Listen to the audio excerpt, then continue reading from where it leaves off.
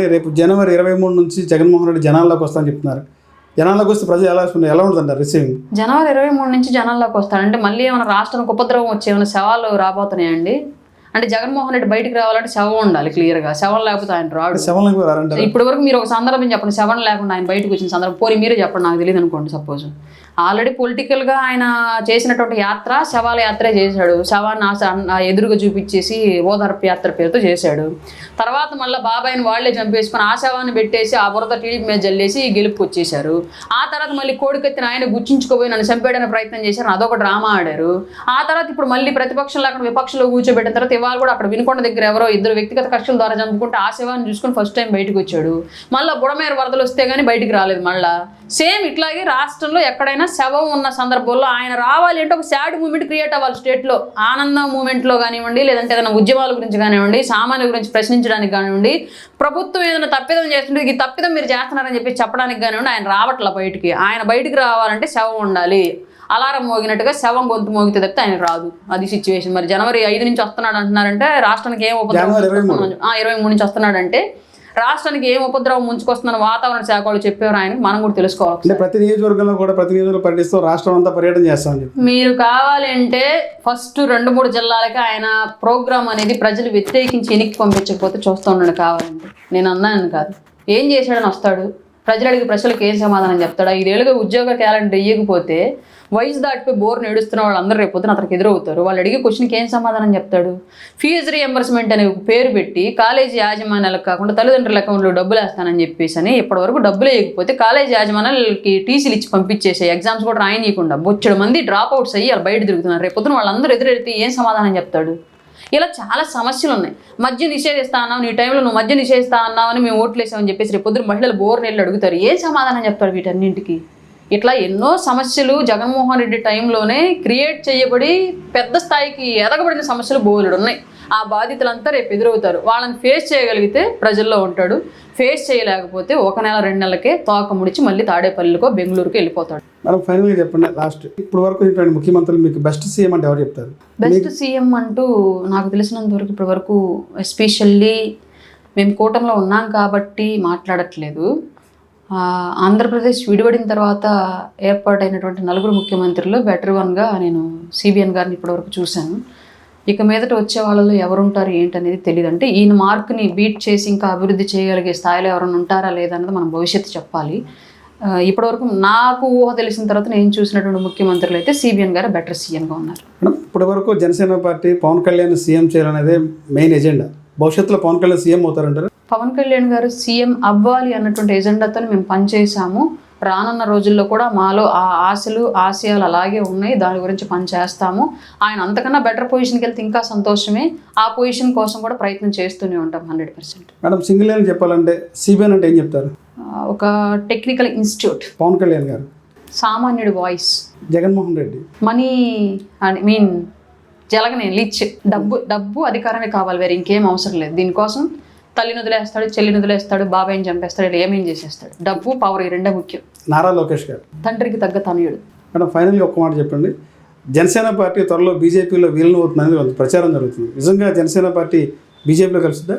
నాకు పవన్ కళ్యాణ్ గారు మాలాంటి వాళ్ళందరికీ మొదట్లో ఇచ్చినటువంటి హామీ, నా దేహాన్ని 4 మోసేంత వరకు నేను జనసేన పార్టీని నిలబెడతాను, నన్ను నమ్మి నాతో నడవండి అన్నారు. ఆయన నమ్మే ఇప్పటి వరకు నడిచాం. ఆయన ఏ నిర్ణయం తీసుకున్నా ఆ అడుగుజాడల్లోనే ముందుకెళ్తాం.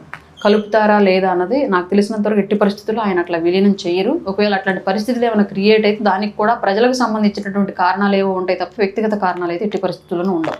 గత 5 ఏళ్ల పాటు మీరు చాలా ఇబ్బందులు పడ్డారు. అంటే రాజకీయంగా కూటమి అధికారంకి వచ్చింది. ఈ 6 నెలల్లో ప్రశాంతంగా ఉందా మీకు అప్పటికప్పుడు పోల్చుకుంటే?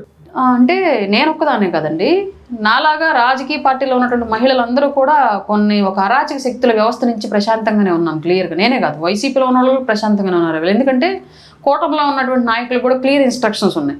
ఎట్టి పరిస్థితుల్లో కూడా మీరు పొలిటికల్ బాక్స్ దాటి అవతల వాళ్ళని విమర్శించడానికి వీల్లేదు. మార్ఫింగ్లు, తప్పుడు పోస్టులు, తప్పుడు బూతులు కామెంట్లు ఇట్లాంటివి పెట్టడానికి వీల్లేదు, తప్పుడు కేసులు పెట్టడానికి వీల్లేదు అని క్లియర్ ఇన్స్ట్రక్షన్స్ ఉన్నాయి.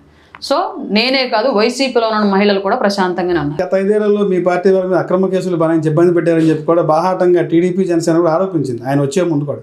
యాక్చువల్గా మర్చిపోతారంటారా? లేదండి, ఇప్పుడు నేను ఒక విషయం చెప్తాను. రాజకీయంగా ఉండేటువంటి వైరం వేరు. అది ఏ పార్టీలో ఎవరున్నా సరే సహజంగా అధిష్టానం అడుగు వేస్తూ వెళ్ళాల్సినటువంటి బాధ్యత ఎవరికైనా ఉంటుంది. అందులో భాగంగానే జగన్మోహన్ రెడ్డి గారు ఎలా నడిపిస్తే బాలినేని శ్రీనివాసరెడ్డి గారు అప్పట్లో ఆ 5 ఏళ్ళు అలా నడిచారు అనడానికి మనకు ఎలాంటి సందేహం అక్కర్లేదు. ఎందుకంటే మీకు ఒక ఇన్సిడెంట్ చెప్తాను. పెత్తందారులు పేదలనే ఒక బోర్డులో వేయించాడు రాష్ట్ర వ్యాప్తంగా జగన్మోహన్ రెడ్డి, మీకు తెలుసో లేదు. పేదలు పెత్తందారులు అని చెప్పేసి ఆయన ఏదో పేదలను అడ్డుపడుతున్నట్లుగా ఇట్లా చేతులు పెట్టేసి మా కూటమి నేతలు ఏదో బాణాలు వేసి కొడుతున్నట్లుగా ఒక విశృంఖల చర్యలు అంటే ఒక ఉన్మాద చర్యలకు పాల్పడ్డాడు రాష్ట్ర వ్యాప్తంగా జగన్మోహన్ రెడ్డి. అంటే కార్యకర్తల్లో ఆవేశాలు రెచ్చగొట్టాలి, గొడవలు పెట్టాలి, లా అండ్ ఆర్డర్ ఇష్యూ తేవాలి, వాళ్ళ ఆధిపత్యం చూయించుకోవాలనేటువంటి ఒక వికృత చేష్టలు అవన్నీ కూడా. ఆ చేష్టలు చేయడానికి రాష్ట్ర వ్యాప్తంగా బ్యానర్లు వేయించాడు. అది ఒంగోలులో వచ్చినప్పుడు అప్పటికే కొంచెం బాలినేని శ్రీనివాసరెడ్డి గారికి అండ్ జగన్మోహన్ రెడ్డి గారికి మధ్య కొంత ఏదో పొసగక ఇబ్బందిగా ఉన్న సిచ్యువేషన్ మనం చూసాం. అప్పుడు ఆ టైంలో బాలినేని శ్రీనివాసరెడ్డి గారు జనరల్గా బ్యానర్లు వేయించలే ఒంగోలు, ప్రకాశం జిల్లాలో. దాన్ని బాలినేని శ్రీనివాసరెడ్డి గారికి వ్యతిరేకంగా ఉన్నటువంటి వైసీపీ వర్గంతో ఆ బ్యానర్లు వేయించాడు జగన్ ఒంగోలు. వేయించినప్పుడు సహజంగా మేము ఆ బ్యానర్లు తీసేయించమని చెప్పి అప్పుడు రాష్ట్ర వ్యాప్తంగా ప్రొటెస్ట్ చేశాం. అందులో భాగంగా ఒంగోలులో కూడా చేశారు. జిల్లా అధ్యక్షులు, ఒంగోలులో ఉన్నటువంటి జనసేన క్యాడరు అందరూ కూడా చేశారు. అప్పుడు చేసినప్పుడు జరిగినటువంటి అన్ని చోట్ల రాష్ట్రంలో కేసులు బనాయిస్తే ఒంగోలు కేసులు పడలే ఎవరి మీద, మీరు గమనించారు లేదు, కాబట్టి ఇప్పుడు నేను వెరిఫై చేసుకోండి. ఒంగోలు కేసులు పడలా. స్టేషన్లకు తీసుకెళ్ళినప్పటికీ కూడా ఎఫ్ఐఆర్ నమోదు అవ్వలేదు. చిన్నపాటి ఈవెన్ 151 నోటీస్ ఇవ్వడానికి కూడా పోలీసులు ఎవరు సాహసించాల. కారణం ఏంటి?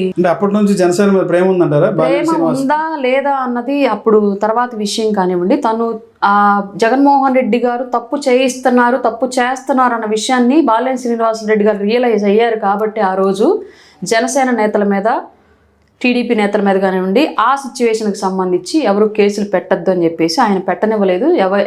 ఎవరి మీద కూడా ఆ సంఘటనకు సంబంధించి కేసులు నమోదు అవ్వాల. అంటే దాని అర్థం ఏంటి? అధిష్టానం తప్పు వైపు నడిపించింది వ్యవస్థను మొత్తాన్ని.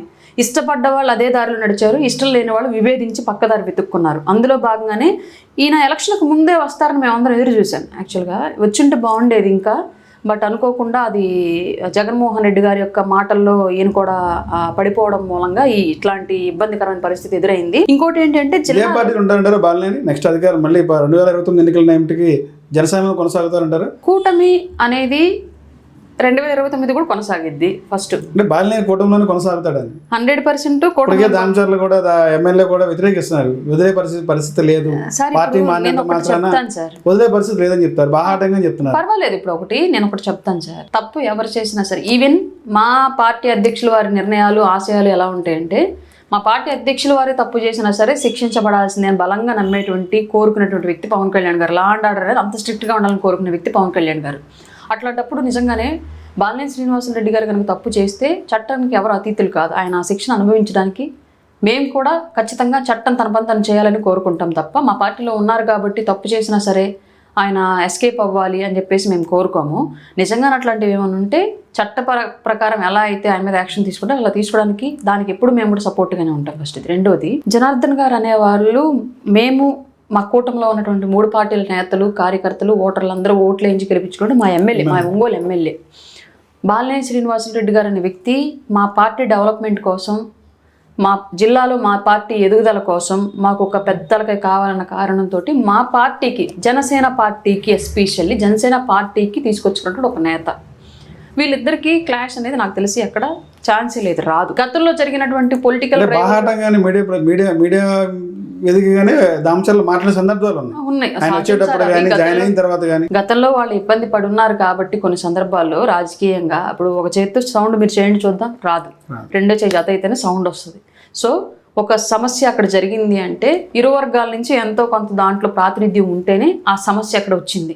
దాన్ని సరిచేయాల్సిన బాధ్యత అధిష్టానాలు తీసుకుంటే, కింది స్థాయిలో నాయకులు, వ్యక్తులు వాళ్ళ వ్యక్తిగత అభిప్రాయాలను వ్యవస్థ మీద లేదా మొత్తం పార్టీ మీద లేదా మొత్తం కూటమి మీద రుద్దాలి అంటే అది అయ్యే పని కదా. ఇప్పుడు నాకు నచ్చదు అనుకోండి, సపోజ్ ఏదైనా ఒక విషయం నాకు నచ్చదు, ఇష్టం లేదు, నేను ఒప్పుకోను అంటే నువ్వే పక్కకు బాగుంటారు ఈజీగా. సింపుల్ మ్యాటర్ అది. ఇప్పుడు వాళ్ళకి వ్యవస్థ బిల్డ్ అవ్వడం అవసరం, కానీ ఒక వ్యక్తి కోసం వ్యవస్థను ఆపుకోలేరు కదండి. సో ఎవరిమైనా సరే పార్టీ యొక్క నిర్ణయాలకు కట్టుబడి పనిచేయడం మనందరి బాధ్యత.